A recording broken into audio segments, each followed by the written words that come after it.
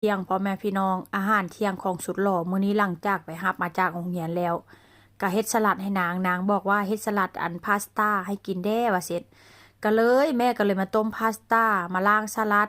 มาต้มไข่หลังจากนั้นก็ล้างสลัดแล้วก็เอาน้ำปั่นเอาน้ำออกหลังจากนั้นก็ใส่ปลาทูน่าพี่น้องปลาทูน่ายี่ห้อนี้เลยถ้าหากว่าผู้ใดอยู่อันสเปนเนาะอีโรสกีเด้อพี่น้องอันกระปุกนี้บอกได้เลยว่าแซ่บว่าเซนจ้าคุณอาแซ่บบ่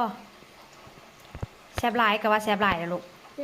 แซ่บหลายโอ้พี่น้องกินได้นี่ได้ บอกแม่ใส่หัวหอมน้ำตอนแรกแม่บ่ได้ใส่หัวหอมเอาหัวหอมใส่ให้เด้ว่าสั่นพุ่นน่ะมากหลายคุณ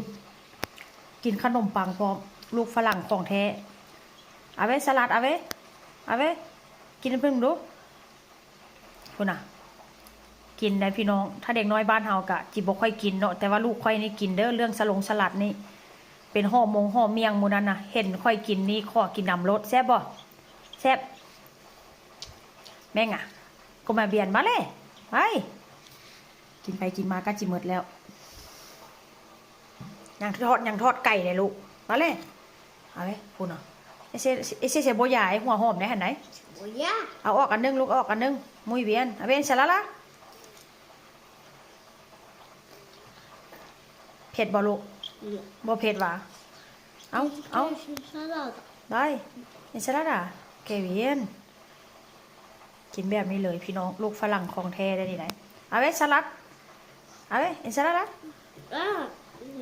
เวลาพวกกะยัยน่ะเนาะเต็มปากแล้วเอากินลูกกินไอ้น่ะโอ้เชฟหลายปุ่นฝีมืออีแม่หรือว่าขี้มืออีแม่นี่แซ่บสุดๆเลยเป็นบ่เอาเชฟละกินลูกไอ้น่ะอาหารจานที่สองของสุดหล่อแม่ทอดไก่ให้อาหารโปรดทอดไก่วะทอดยังก็ทอดไก่พอแล้วขนมปังค่ะน่ะแม่จะกินน้ำเด้อนี่เด้ออันนี้เพิ่นบ่ได้กินผู้เดียวเด้อพี่น้องเบิ่งคือสิหลายแม่จะกินน้ำเลยก็แม่โดสบะเลยก็แม่คอยมีโกบะเลย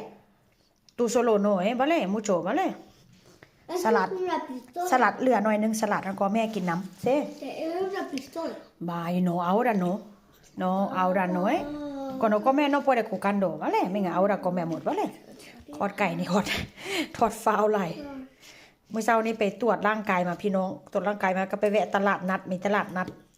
แวะซื้อหั่นซื้อนี้แล้วก็ไปหับลูกชายมาแต่โรงเรียน